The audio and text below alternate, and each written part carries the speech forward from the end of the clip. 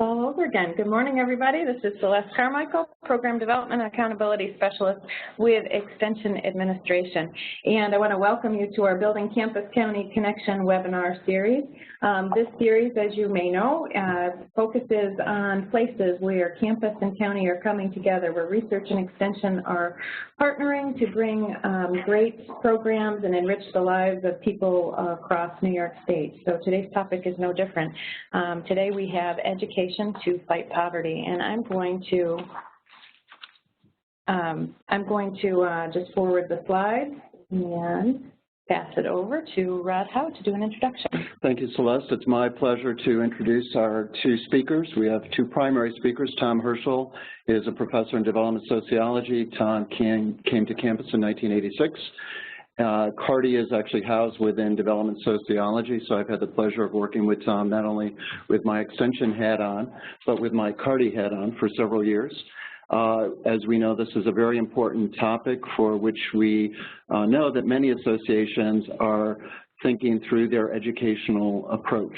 So the PWT offers that mechanism. Bev Mancuso is the executive director for CCE Genesee County, and Bev and I have also had the opportunity to work closely off and on for several years. Andy Fagan will also be chiming in at some point. Andy is the executive director of Chemung and Tioga counties. So with that, Tom, I'll turn it over to you. Thanks, Rod and Celeste. It's really great to be here this morning. I think this is a really important topic that is creeping into the national dialogue more and more. And I've been working with a PWT, which stands for Program Work Team, now for a number of years. We were funded very generously by the Experiment Station, and we did some research around the state, and it's becoming very clear that we know how to do this. And we can really, I think, make a lot of difference in our communities if we approach this topic with knowledge and confidence. It's not an easy, it's a little bit different for extension, but it's something that I've been working on for a long time in my research, and so I love doing it, and so I'm kind of in there supporting it. And the nature of our PWT is that we have monthly conference calls where people speak about their efforts in various localities around the state, and people are doing very different things. Sometimes I joke that we have kind of a circus act. We have, you know, high wire people and jugglers and elephants and lions. People are doing very different things, but we have a common purpose, which is to try to fight this problem of economic hardship and poverty, something that is confronting us for a number of reasons. One is, and we'll talk more about that, we'll get into some slides, but there are very broad trends happening in our society, which one of them is the labor market. It's getting tougher and tougher. The trade-off between technology and employment is getting tougher and tougher. We have smart technology that can do the things that humans used to do. That's one thing. The other thing is that the government is pulling back from its social welfare function. So I think this is something that's been going on in New York State in particular for many decades now, and so communities are facing it. I just want to make a couple things. Why don't I turn this over to Rod? I have a couple of information slides here about, one is about CARDI. Rod, do you want to say a couple words about this slide? Oh, sure. This is just an advertisement, if you will, about the Summer Community Development Institute, which I thought connected back to this topic today. The theme will be strong families and strong communities. The basis is that in order to have strong communities, you need strong families, which I think does tie into this financial consideration, connection to resources and whatnot. So I hope you'll tentatively just post this to your calendars, July 14th and 15th here on the campus, and there will certainly be much more information coming out in March about that. So we're working with several associations and a couple of program work teams to make this happen. So thank you, Tom, for letting me put that in. Yeah, and there is a lot of research on the relationship between families and poverty risk. You know, we all know about single-parent families and so forth, and the problem of trying to raise a family and also participate in the labor force. It's sort of legendary in research. This next slide is an advertisement for another program in my department, which is a program on applied demographics. And this is a very important program for what I do, because it has demographic data on the areas of New York State. And there's a thing about the American society where people, you know, social things have spatial manifestations. And in particular, if you look at an area, you'll see that there are concentrations of poor people, concentrations of rich people, and that's how That's how our society is developing right now. So knowing where these things are, knowing the age profile, we don't really have time to talk about age, but the poverty of the elderly is very different from the poverty of young families and children. So knowing these kind of the demographic and geographic distribution of your area is really very fundamental. And we've done a lot of work with looking at different counties and then mapping them using GIS software. So these data are actually very accessible in something called PAD, which stands for Program on Applied Demographics. Okay, so here's a really fundamental question that I'd like everyone to think about. How do Americans define their personal family relationship to the economy? So I think I'd like you just to think a little bit about this, try to answer it in 1 or 2 sentences and just, send, I guess on email they would send it to us? No, that they can just chat it in. Okay, you can use the chat box. Okay, a chat box. I guess there's something called a chat box. If you can find it, put some words in it, and then we'll try to respond to it. But this question, I think, is really fundamental to beginning to think about what you can do in your community. You need to kind of answer this question if you want to do this. So. So if you can do that now, right? Yeah, just do it now, and we're going to be kind of coming back to this as. I'd like to go to the next slide, but, okay. But if you just want to answer this question, and just say whatever you think. And participants, just so you know, when we first started this call, the chat was you could only send to me, the host, but that's been changed. So as you're chatting, if you want to send to all participants so everybody can see kind of what you have to share, that would be great. Yeah. Thank you, Celeste. So anyway, so this is some kind of reference material that's going to back sort of, if you want to find out more about why I'm saying what I'm saying. The first one is a book that was published last year that I'm still talking about. You can buy the book on Amazon for $21. It's a great deal. It's a great deal. It's $27 at Oxford. So, but the Mark is my basketball buddy from graduate school, and we've been working together for many years. And Perk is an assistant professor in South Carolina. But a lot of the ideas in this talk are in this book, and it's an easy book to read if you want to check that out. The other book is Michelle Lamont's book, which is kind of about something that she calls symbolic boundaries. And this is a very abstract social science concept, and this is kind of maybe an abstract or a bit of a cul-de-sac for people that you may not want to read this book, but I think it's actually thinking about this and how do people draw lines between themselves and other people, because economics is also a moral issue, and how people interact with each other across boundaries and within boundaries varies, and learning how to navigate across and within these boundaries is very fundamental to doing work in your community. So that's a bit of an academic exercise to read that book, but I recommend it to you as something to sort of bone up on if you want to go into this area.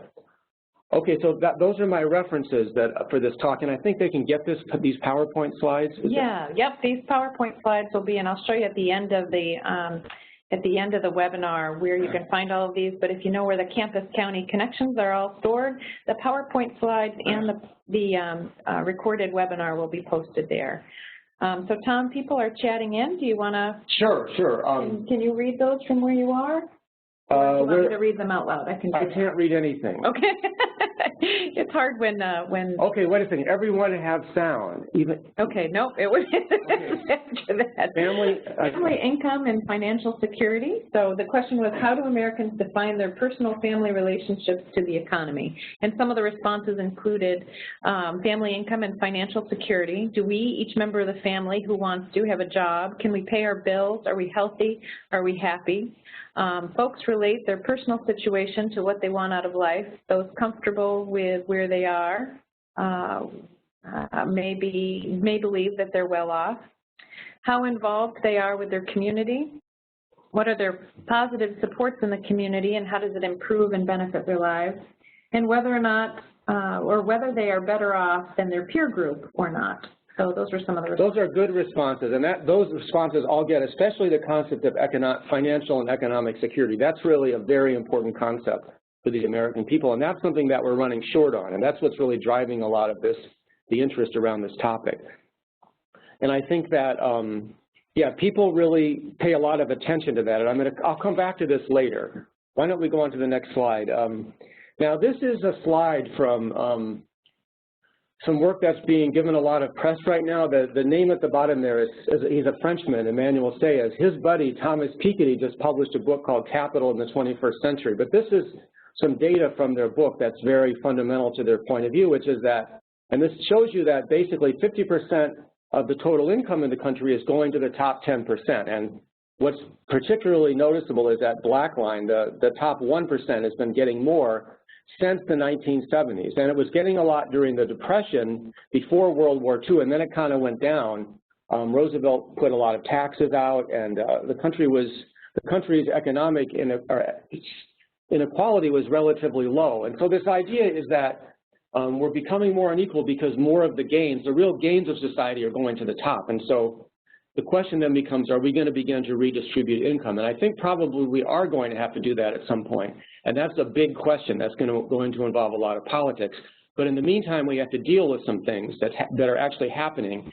And that graph is a little bit misleading, I think, in terms of the lived reality of people in the country. And I want to kind of go through that with you because I think this, rising inequality, that's kind of the theme that a lot of people are talking about. So let's go to the next slide. And this is a slide that's in my book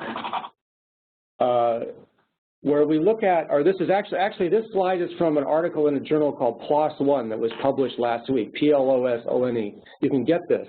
But it's related to stuff that's in the book. We're kind of ripping off the book here. But what this is showing is that the percentage of Americans that get into these top, it's not just the 1% that's in the 1%, it's actually 11. If you look at the bottom purple line, if you follow people from age 25 to age 60, 11% get into the 1%. So the way there's kind of this roulette game going on that it's not always the same 1% that's in the 1%.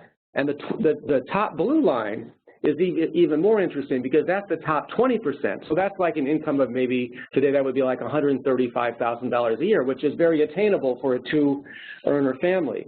And what you see is that if you follow people from age 25, and in our book we have data that do this, we follow people from age 25 to age 60, and we find that 70%, or actually it comes out to 69, but you can round off, 70% get in the top 20%. And we interviewed 75 people for our book, and one of them I just want to mention in the book. He was a high school graduate who worked really hard in his math classes. He got into an electrician kind of apprenticeship, and then he got a job in a Chrysler assembly plant. And he said he was taking home $130,000 one year with overtime. He made that kind of money. The Chrysler assembly plant shut down, and now he's not able to top out more than $40,000 a year. He's topping out. So he has a roofing business and a photography business. He goes to weddings and shoots. He's a skilled guy, and he's very, very frustrated. So he was someone who was in this top 20%, but then he fell out and he feels like he can't. So this kind of thing is what's happening in the country. So let's go to the next slide. And so we have biographic information, not just this kind of like, this is a very representative data set. Now this is kind of this is an important thing, I think. These graphs seem really abstract, and I'm talking about the top end of the distribution because a lot of times in CCE we're working with the elites in the community. We're not directly working with poor people. We're dealing with agriculture and the Chamber of Commerce and people that are kind of in the business world, and they're elites in terms of the local community. And this kind of is the life, these graphs of mine are kind of the lives of the elite. And what I have here is we've taken our data, which traces people from age 25 to age 60, and we ask how many people are in once, at least once, versus how many people are in 10 consecutive years. So in other words, people hit this thing, like this industrial worker, the electrician, he hits it once, he might have hit it a couple times, and then he falls out, he can't get back in again. So he's kind of upset, right? He's got kids and a family, a wife, and all these things.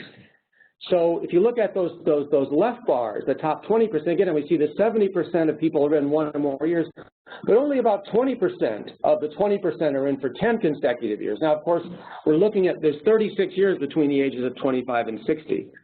So the next one, the top 10%, it's like 53% get in once, but only about 8% get in 10 consecutive years. And going all the way to the right, it's 11% get in once, but about 0.5% are able to stay in the 1% for, and this was in Time magazine, the PLOS One, somebody in Time magazine read it. There's an article in Time. It's called Money Time, I guess.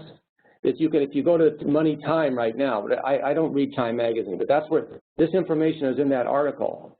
I think it's up on the website right now. So like it's 11 to 1, and what this is telling us is that a lot of people who seem to be elite, they have some good years and they have some bad years. They may be frustrated. So there may be a farmer, he's got a big piece of land, he's selling a lot of stuff, he's got lots of agricultural, but he may have he may be not doing well in any given year. He may be doing really well in other years, and this is the problem of what our community elites are facing. We know that people that own Walmart have billions of dollars. They're relatively secure, but there's not very many of them, right? So we're in these communities, and the people that we think of as doing well, they're subject to this kind of, I'm trying to find a way to think about this and talk. This is going to be in the next book, but this is kind of a roulette society that we live in at the top end, and we're going to look at the bottom end later on.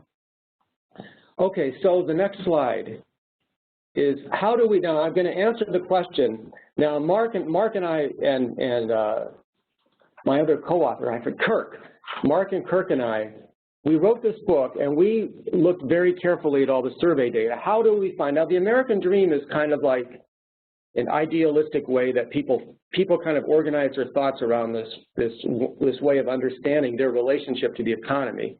And we looked at a lot of survey data. We interviewed people, 75 interviews, each one of them lasted 3 to 4 hours. I did focus groups across New York State. I did like 20 focus groups where you have a bunch of people in a room and you just put out some things and they speak to each other about concepts related to what we call the American dream. So you want to hit these are bullets. So there's 3 components to the American dream. Now this is how people, now again, this is how people think about their lives. This doesn't mean they're right, but this is how they think about their lives.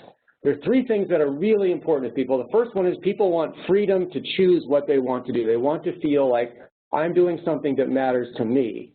An example in our book is we interviewed a baseball player who started his career signing like a $300,000 bonus. He was a catcher that could hit, so everybody wanted him. He gets into the farm system, and his career tanks. He goes straight down. And now he's playing for like $100 a week. And the only way he can play is because his wife supports him. And he says, I'm living the dream. His wife is also from a baseball family, so he's doing what he wants. He's exercising his freedom, which is economically irrational, right? He's spending all this time on a bus, he's driving around, and he's not really, he can't even buy hamburgers with $100 a week on the road. That's it. So freedom is very important. Second is people, and this is what some of the people listening already talked about, economic security. People want to work hard and contribute. Everybody, poor people, rich people, everybody wants to contribute. There's a bit of a myth saying, well, I want to sit home on the couch and do nothing and watch. No, people really don't want to do that. They really, for the most part, the survey data, and I'm talking 90, these numbers come in at 90, 80, 90, 95%. People want security in exchange for hard work, right? That's very important. And they also, and this is something it's kind of fuzzy, but, and I phrase it this way, and maybe this isn't the best way, but this is the best way I can phrase it. People desire to feel optimism about one's life and the lives of one's family and friends. So this idea of optimism, now I debate people. I say, well, Europeans are not optimistic. They're cynical and macabre. They have this history of feudalism with dungeons and, daggers and, whatever, all these things. And whereas Americans came here, we came here for a better life, religious freedom, and some people say, well, Europeans are optimistic too. They disagree with me. But I don't know how that debate should come out. But I'm very, very certain, based on the surveys, that we don't want to be cynical and pessimistic. Now, people are cynical and pessimistic about things, but that's not who we really want to be. So I think if we are optimistic in our work, it will help us to attract people to our work. So I think that's very important. So, okay, now, this is very challenging. Hit this next one. Poverty, in effect, if you're poor, you're not really someone that people want to be around. I can give you a lot of stories, but there are symbolic boundaries. When you start talking about poverty, you're talking about people on the other side of the symbolic boundary. So this is very challenging to do this, and you have to and that's why I think Michelle Lamont's book, my book too, but secondly, again, this problem I mentioned, that local elites may feel insecure So why aren't you protecting agricultural lands? Why are you helping those people? I have problems. You guys represent me. I've known you guys in CCE for all this time. We need to work on my farm, not on that thing. And then I'm going to ask Bev. Now Bev is kind of a wizard. She's a wonderful colleague, and she's done things that in her county that are absolutely impossible. And I don't know how she did it, but she's going to just say a few words. So I'll unmute her now? Yeah, Beth? unmute her, yeah. Okay, Beth. What did I do that was impossible? I'm shocked. Many things, Bev, many things. I can't even begin to list them. So I will say, I mean, thank you for having me be part of this today. I'm really excited to share what I've experienced in the few years I've been part of this project. I will say the first bullet on the slide that talks about poverty not being an optimistic topic is exactly what I ran into when I became part of this team. I thought it was going to be so easy once I learned how horrible the statistics were in Genesee County to get to the people in charge, the leaders, the movers and shakers, or the elite, as Tom calls them, and get to them and say, look, this is a huge problem here.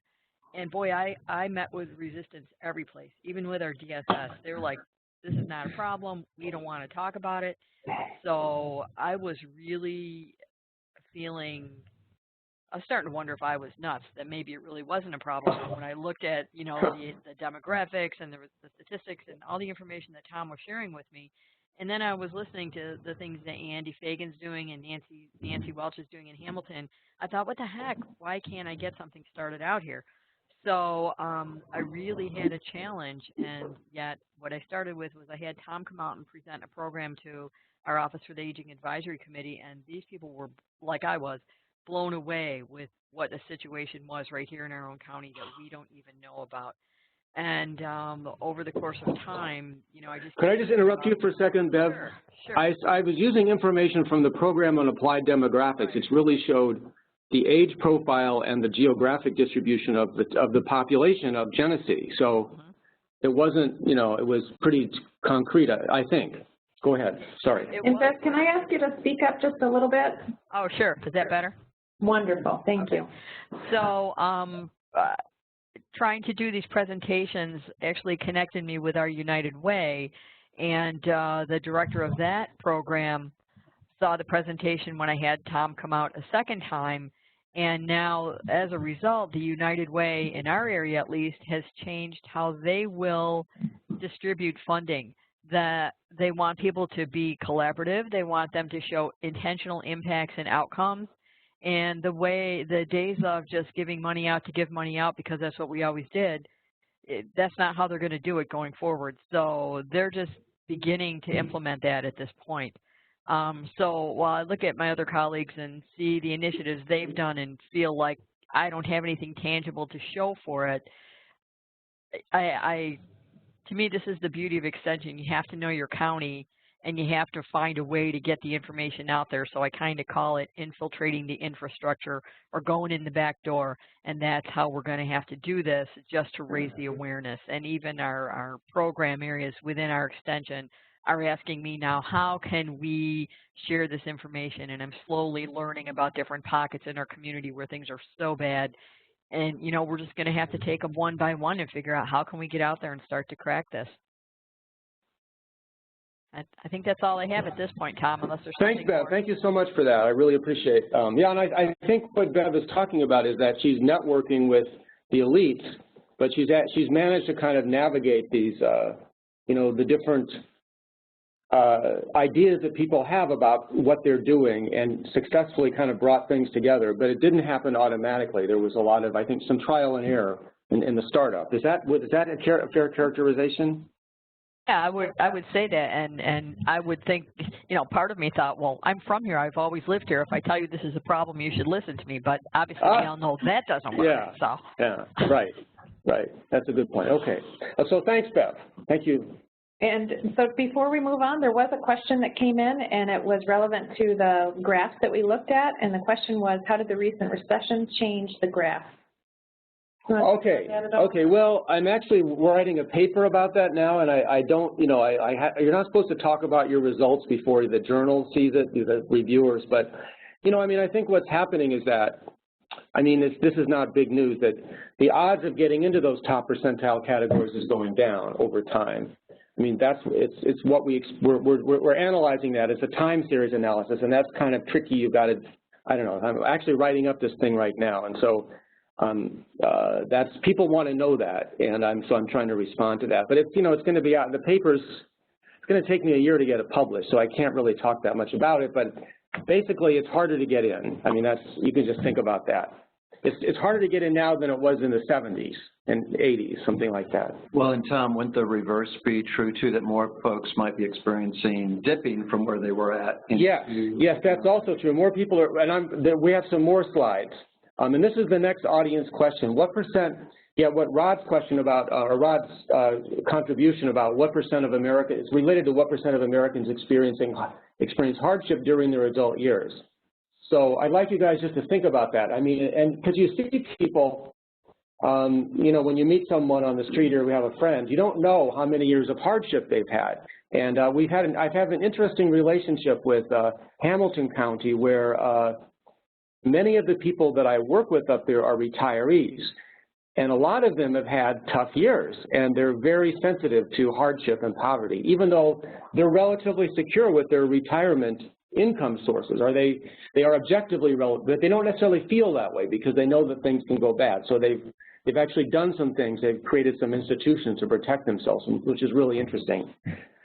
So so I'd like you to think about that, and we're going to go into sort of what this, and this, so if you look at this graph, it's kind of the same as the other graph. This is the graph at the bottom end, right? So we look at what percentage of the population hits poverty. So this is poverty at 150% of poverty, which is really poverty. Poverty is like, it's sort of an outdated measure. The actual number, there's 15% of the country's in poverty, which is about 46 million people, but it really should be 150% to be keeping up with the rising cost of housing and medical care. So that left graph, again, so over 50% of the people hit this poverty, near poverty, but only about 4%, I think it's actually a little bit more than 4%, around 5% hit it for 10 consecutive years. So it's a very tiny group of people that are in chronic poverty.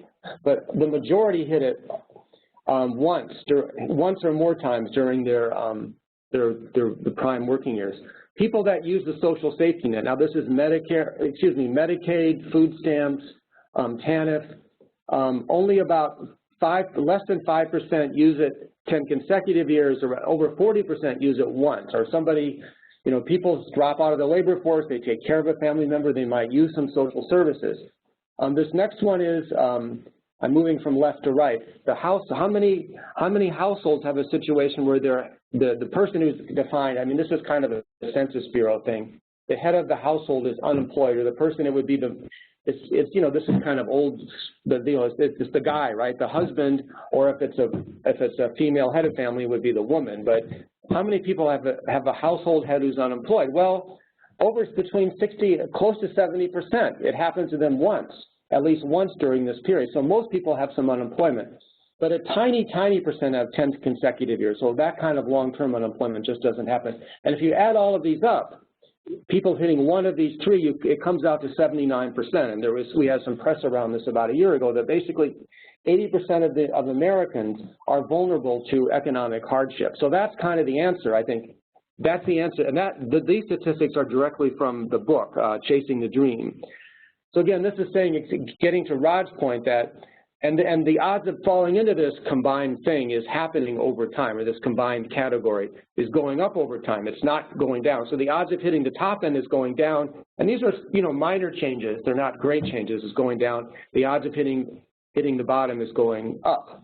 So up is down and down is up, I guess is what I'm saying. But do you want to hear some of the feedback that we're getting? So one question is, what defines economic hardship? Can't pay for shelter, food, clothing, or can't maintain the desired lifestyle.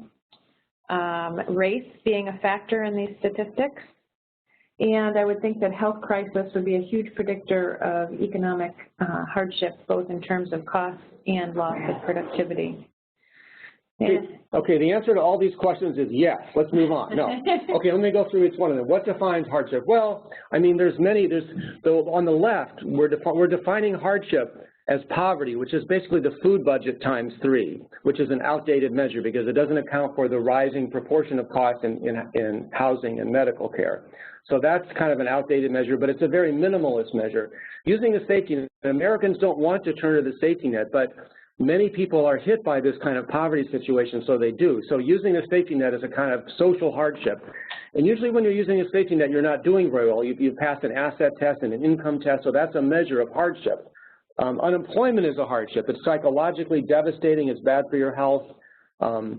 Most people, the vast majority, have that or experience that. So that's, and health crisis is definitely a predictor. That health is the #1 predictor of, #1 cause of bankruptcy. People have a health problem and then they can't pay for it.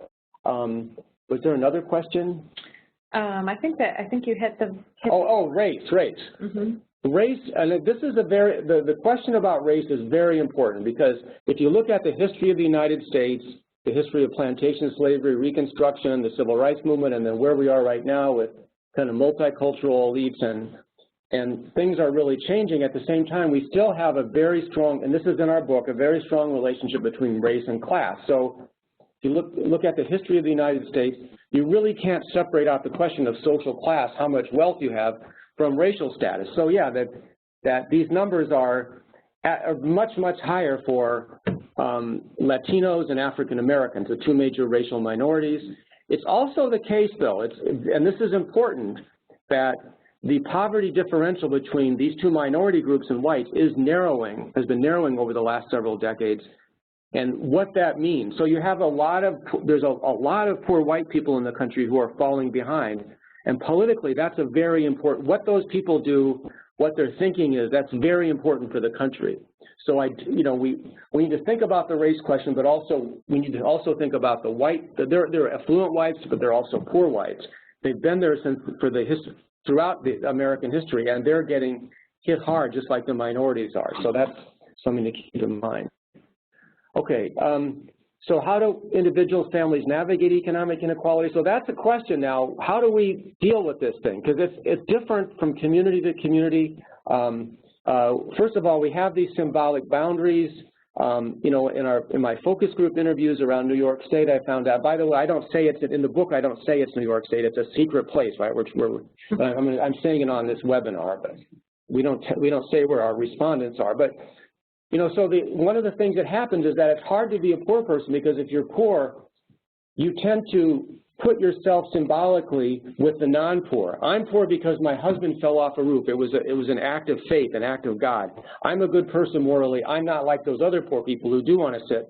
So there's divisions within the poor people. They tend to, maybe they'll draw symbolic boundaries between themselves and others poor people. So people make exceptions for biographical exceptions for themselves.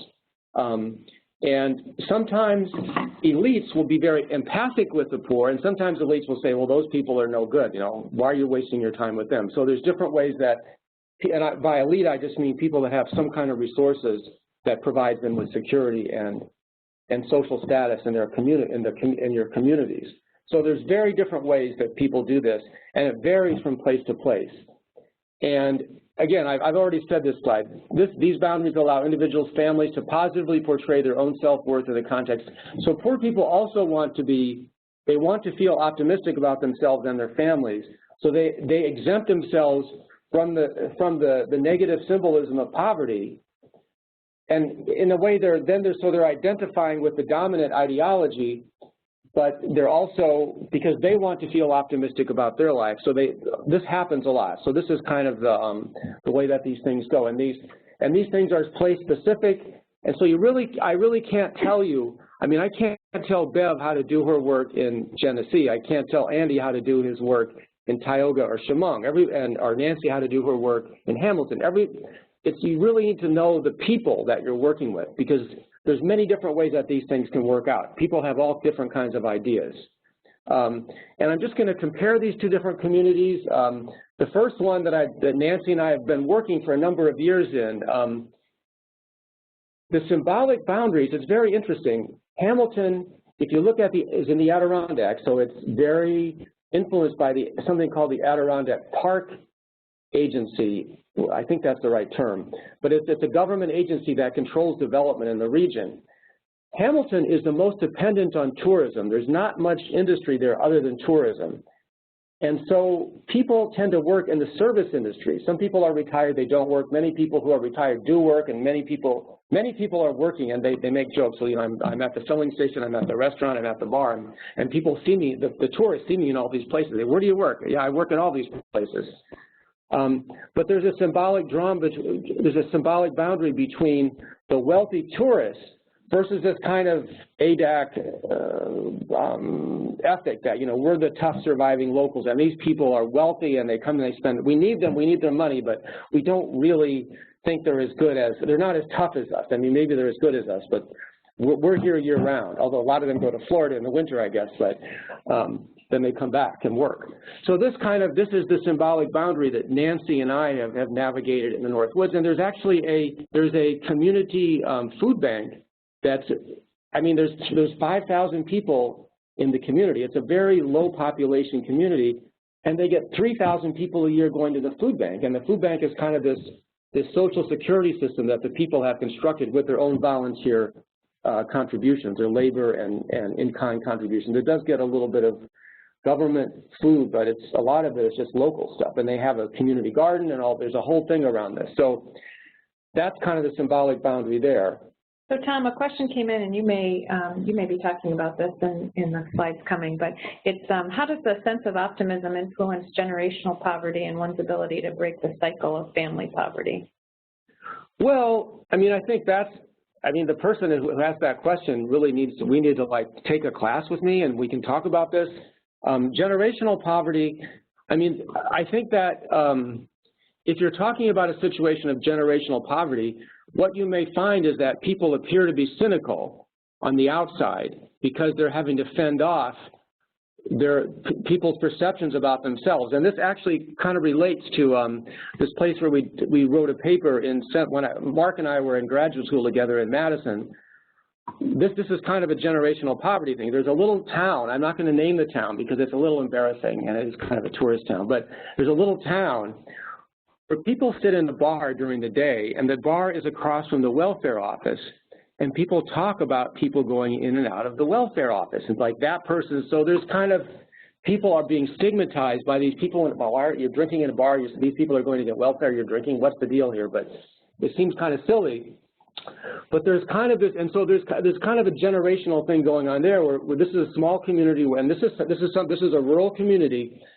People know the families that are getting social services, and this is before welfare reform, before welfare became temporary.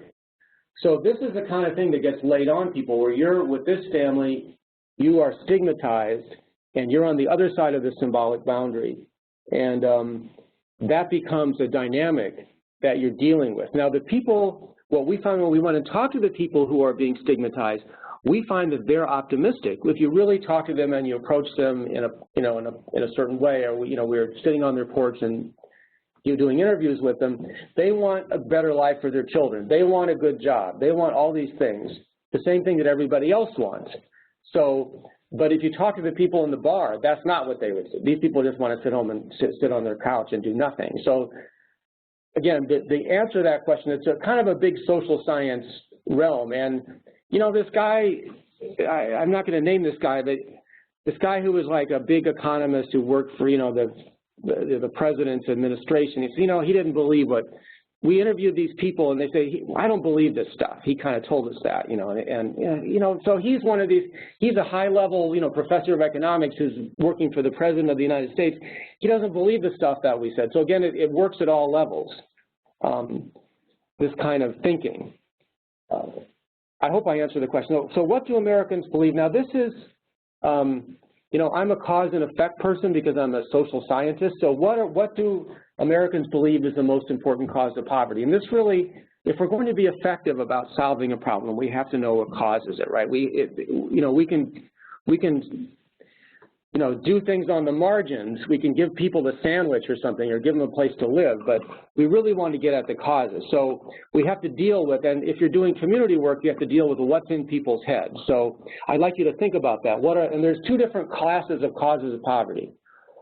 One of them is that structural, right, that there's unemployment, people lose a job because, you know, the example of this Chrysler worker who was in a plant, he lost his job, he was unemployed, so his, you know, he's poor, his family's below the poverty level depending on how well his roofing business goes that year. Also, we know that there's racial exclusion, a history of racial discrimination. These are, I mean, you could say that racism is, you know, it's a personal thing, people have personal opinions, but there's also institutional things that you could look at. You know, there's all kinds of experiments that have been done that really the racial attitudes systematically make things less favorable in labor market outcomes for people of color, you know, Latinos, African Americans, and so forth. So there's structure. And the next one is individualistic. So the problem, people are poor because they're poor, they behave poorly, they have bad judgment, drug addiction, et cetera. And then there's another one that it could be with, you know, this is like a sort of a third one, but it's really neither one of the two. But I think the two main ones are structural and individualistic. And if we look at this, and this is survey, these are surveys that were done going back to 1969, 1980, 1993. We've looked at surveys that have updated this. If you, again, this goes to the 90 to the 95%. People are poor. Individualistic beliefs about poverty predominate. So most people believe that people are poor because of their individual failings. They weren't able to save. They're not thrifty. They're not trying hard enough. They're just stupid. They're lacking ability. And they're irresponsible. They use drugs. They have children out of whatever. They have children irresponsibly, so the kids are poor. This is how people, so this is what you're dealing with. And these are the, now this changes, again, this varies from place to place. One of these surveys was done in '93 in Southern California, and it was right after something about Rodney King. There was a big riot there that people had different attitudes in relation to something that had just gone down in LA. But so this does change from place to place. It changes over time. It's not constant. But this is kind of this gives you a sense of where people are coming from, the dominant paradigm. Now this is something that, this is a statistic, and there's a citation there if you want to look at it. I call this post-industrial transition. So we believe in the individualistic cause, but if you actually look concretely, very carefully at the labor market, you see a real problem. And this is the so-called employment, the percent of the population that's in the labor force. And this is considered by economists to be the fundamental measure of labor supply, the employment population ratio. And what we see happening is that since about 1970, that ratio has been going up over time until the year 2000 when it started to going down, and it really tanked in relation to the recession. So the year 2000 to 2007, it was going down, and then it really tanks and it hasn't come back up again. So what this is really suggesting, and the reason it was going up is because more and more women were getting into the labor force, which was really causing some real gender changes in our society. You know, I work at a university. One of the things that's been happening is more women than men have been applying to college, which is really interesting. And so there's actually been competition for guys to get, you know, try to get a better sex ratio at colleges, thinking, well, you know, if there's all women, women are going to stop coming or something. You know, there's no guys there. So, and you see that men, especially what's been male labor force participation has been going down since 1970. Largely, that's related to unskilled men have been getting excluded from the labor force. It's very evident with inner city minority men. Obama tried to do something about that, but nothing happened. But and you see the track record is much less salutary for men, but it's very much been going up for women. And then everything changed around the year 2000. There's an inflection point. Now this is really, I think it's this trade-off between, and this is my favorite physicist, Michio Kaku, and I think he talks about this, that we're involved. I mean, this thing that we're talking over today, this webinar. I mean, I don't know how this works. Celeste is clicking buttons. I have no idea what she's doing. I hope you're hearing me. But really, there's something that's very different from the Industrial Revolution. This revolution is coming out of physics. It's coming out of theory, X-ray crystallography, all these things, deeper levels of matter, computers and biomolecular revolution. And we're getting and there's a lot of discussion about this at high levels of policy and economic theory about this trade-off between employment and technology. And so this thing that's happening, I think the thing that's happening in the labor market is related to this graph. And this graph is lifted from this book, Vision. He's the physicist, and he thinks physicists they're the source of everything that's good, right? So he's got his box, and so, but I think he's actually right. He's not just sort of promoting his own discipline. So that's so I think we really need, so I think that's what's really driving this thing. And so the labor market slide before. So I'm going to be asking Andy Fagan to talk about, and Andy is incredibly energetic and active and successful. And I think this challenge of community is you're dealing with people, you're a scientist, you want to do cause and effect. Well, people have a structural cause is not an individual cause. People that he's dealing with, Elmira is an old industrial city, it's very historic. Mark Twain used to live there. There's a lot of things in Elmira. There's been a lot of ethnic transitions. So I have no idea, again, how Andy does his work. It seems absolutely impossible, but he's doing all this stuff. It seems great. And, we've been talking on we have a monthly conference call where Andy's always got a lot of things happening in his areas with his excellent staff. So, and again, it's a very, very diverse situation. So, Andy, do you want to say a few words about your work? Sure. Can you hear me? Can you hear me okay? We can hear you. Okay, great. Thank you, Tom. And I think I was just going to give a quick overview of where we have been and what we're trying to do here in Chemung County. As Bev mentioned and Tom did, that we've had a number of monthly conference calls now for well over 2 years. And I thank Tom for reaching out to us and asking if we'd like to participate. And after a few months of those conference calls, which really got me excited about the whole topic, I quickly learned that there was much to do and much to learn, and I didn't really have staff member to dedicate time to this type of work. So fortunately, in the region, the Rural Health Network of South Central New York had a VISTA opportunity, and based on that working relationship with that organization, I was able to pitch an idea of applying for a VISTA position, and thanks to some of the funding Tom was able to provide, I've been able to support a VISTA position for more than 2 years now. And working with that VISTA associate, we put together a plan, and again, right at the start, I was just kind of throwing an arrow, just going through this blindly, trying to figure out how would we go about even getting something started. So it made sense to me that we would really need to bring people together. And so just as Bev has tried to do and others, tried to bring people to the table. And so that was much the work of our first VISTA associate, Randy, who is online and who has now gone on to work for the food bank. And she did an outstanding job reaching out to community members and organizations, getting them to the table to talk about poverty and to look at the situation, especially in Elmira. The percentage of poverty is very high. But we also knew, as we learned, that there are a variety of situations related to poverty, and there was much we needed to learn from each other. And so we've been very fortunate for almost every month for the past 2 years.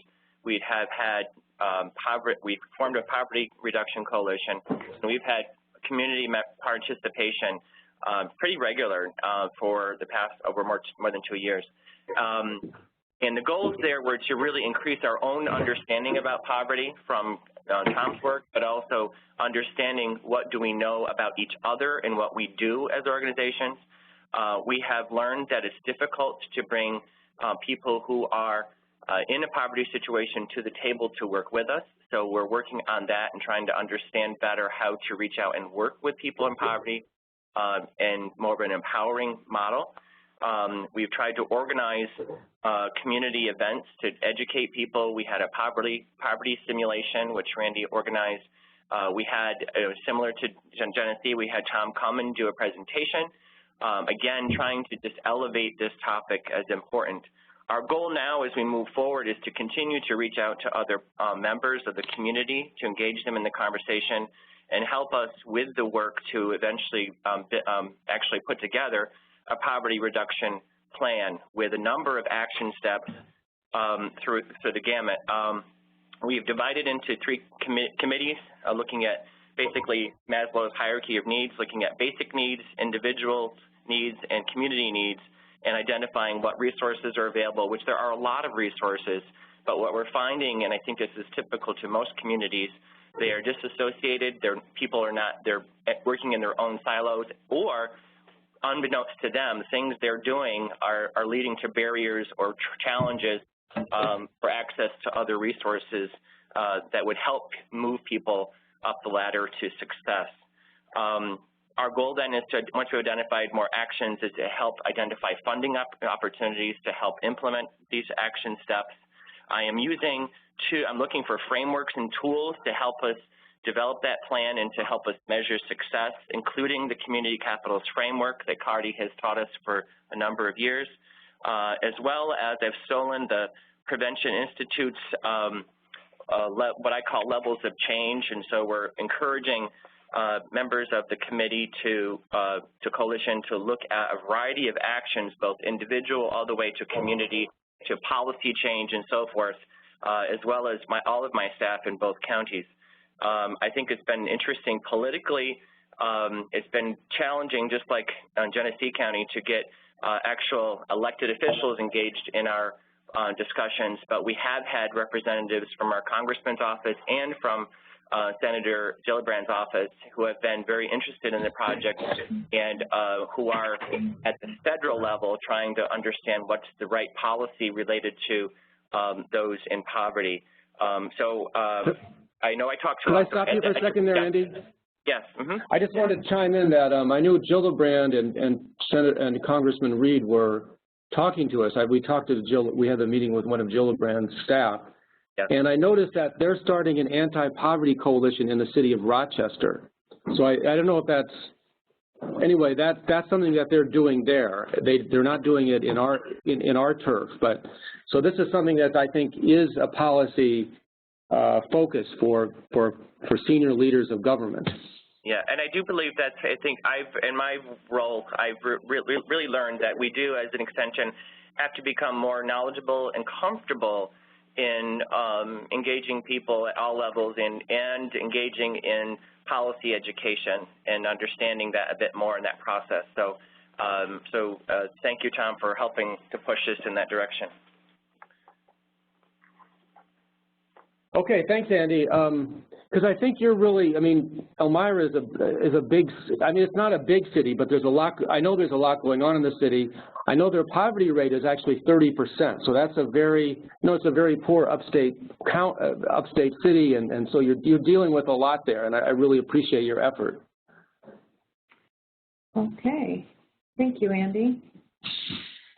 Tom, anything else you want to wrap this up with? Well, no, thank you. Thank everyone for being on the call. I mean, I'll get back to, I didn't answer everybody's questions. I'll try to, feel free to email me at TAH4 with your questions. I'm going to try to, a couple of them I see that I haven't been able to kind of touch on. We're running out of time now. We've got to kind of wrap up, but I really appreciate everybody being on this morning, and it's been great.